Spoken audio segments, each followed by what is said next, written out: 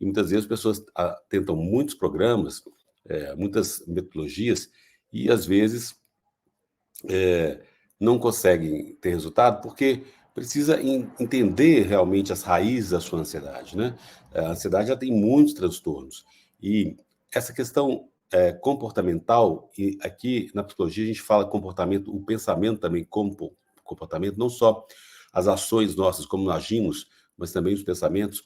Então, à medida que você tem aí um trabalho de psicoterapia, que você possa entender as causas mais profundas da ansiedade, você vai pouco a pouco se libertando disso, né? Tem muitos problemas na raiz do transtorno de ansiedade.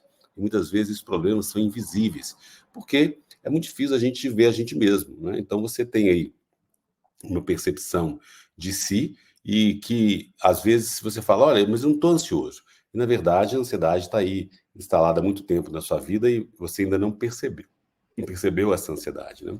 Por isso que é importante a psicoterapia para você ter uma visão de fora e aí, pouco a pouco, você aumentar o seu autoconhecimento, né? E muitas vezes essas características de ansiedade são difíceis de detectar e difíceis de corrigir. Então, é muito importante você ter um acompanhamento psicológico com um profissional da psicologia que entenda de ansiedade para você cada vez mais se livrar desses sintomas. A ansiedade social, ela é muito vulnerável e causa aí, tem causas profundas e muitas vezes não detectadas, né? E se a pessoa não sabe quais são os problemas que ela está vivendo, como que desencadeou isso, quais são os processos, ah, as causas continuam trazendo problemas persistentes, principalmente em ambientes sociais, né? Muitas vezes um abuso sexual que você sofreu na infância, um abuso psicológico, uma desconfiança em relação às pessoas como um todo, causa aí traumas que precisam ser tratados mesmo, né? Então é importante a gente desvendar esses problemas profundos que estão na raiz da ansiedade social. E aí você tem informações de como superar a origem desses sintomas, as razões que eles persistem, né? E desenvolver um plano de tratamento específico para você e para os motivos pelos quais você está tendo essa dificuldade social mesmo. Às vezes, a questão da sexualidade é um tema também muito sensível, principalmente para os jovens, e aí você tem uma série de questionamentos, e à medida que você tem um espaço na psicoterapia para elaborar esses conflitos, você vai se acalmando pouco a pouco, né? Então, entender e aplicar esses limites saudáveis para você se sentir apoiado, você enfrentar a resistência, muitas vezes, dessas dificuldades que não querem te largar, né? E aí você tem orientação, você tem incentivo, você pode esclarecer dúvidas, perguntas, e aí você entender que muitas vezes transtorno de ansiedade social muitas vezes não avança, você não se livra por causa dos medos, né? E aí esses medos profundos que estão conectados aos seus traumas, o medo de abandono, o medo da rejeição, a dificuldade de socialização, né? Então, assim, muitas vezes, quando você entende essa fobia social como uma barreira que está dentro de você mesmo, talvez uma rigidez de pensamentos, de escolhas, uma dificuldade de flexibilizar as suas ideias, uma tendência a muito enrijecimento das suas orientações. Então, isso causa uma rigidez interna que dificulta você se abrir para outros relacionamentos, né? Então, é claro que, infelizmente, não tem cura rápida para os sintomas da ansiedade, mas à medida que você trabalha com a psicoterapia, a fobia social vai ser superada mesmo. Quando você encontra essas raízes aí da ansiedade, que estão ligadas a, muitas vezes, a dificuldade de pôr limites, né? A uma autoestima mais fragilizada. Existem várias técnicas aqui no canal que eu coloco, exercícios também de meditações, para você se livrar dessas preocupações excessivas, os relacionamentos que você viveu, que muitas vezes foram tóxicos, abusivos, fazem com que você se retraia, que você fique com medo mesmo de se expor, né?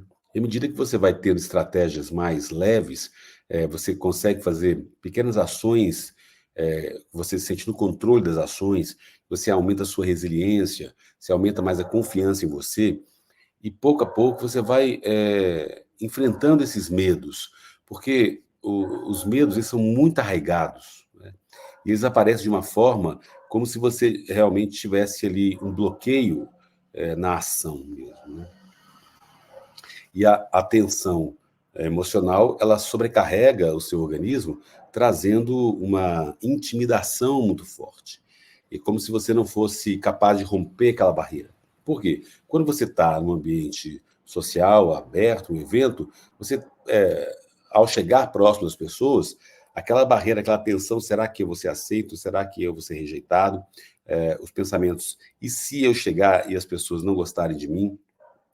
Então, você tem uma série de técnicas da psicologia cognitivo-comportamental que, pouco a pouco, dentro da psicoterapia, você vai se libertando, principalmente os experimentos, né? À medida que você vai buscando experienciar essas vivências no ambiente social, e pouco a pouco você vai se sentindo seguro nessas ações. Muitas vezes o resultado não é imediato, mas à medida que você trabalha com uma exposição gradativa, ganhando primeiro uma segurança interior, você vai, pouco a pouco, aumentando essas possibilidades de amplitude e de melhor relacionamento social, né? Eu sei que não é fácil, porque existem muitas barreiras emocionais mesmo. E as pessoas, às vezes, suam frio no ambiente social, têm tonturas, ficam travadas, não conseguem nem caminhar, não conseguem nem sair de casa, né? Tem muitos relatos aqui, porque o medo de passar mal também, o medo de ter algum sintoma da ansiedade em público, as pessoas vaiarem, né, as pessoas avaliarem, as pessoas julgarem. Mas o pior julgamento, queridos, é aquele que você faz com você mesmo, né? Um julgamento muito rígido, muito duro, que as pessoas que sofrem com ansiedade, elas fazem delas mesmas.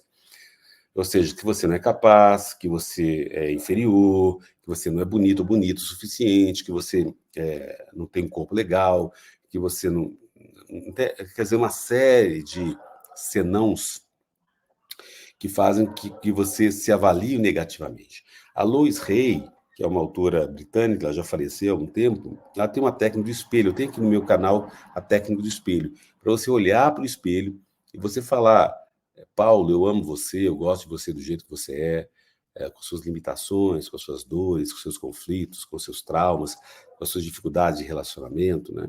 Eu gosto de você como você é. E quando você tem esse acolhimento que você faz com você mesmo, num ambiente mais seguro, por exemplo, como o da psicoterapia, onde você pode ser você mesmo, sem medo de ser julgado, você vai pouco a pouco soltando essas amarras, né? Soltando essas pressões, essas tensões, e aí você pode confiar em mais você mesmo, né? É claro que às vezes dá vontade de desistir, dá vontade de chutar o balde, mas com certeza é importante acreditar com esperança que pouco a pouco você vai tendo resultados mesmo. E aqui as redes sociais elas são uma grande ferramenta de treino, né, no caso da fobia social. Para você realmente entrar em contato com as pessoas nas redes sociais, muitas vezes é mais fácil do que o presencial.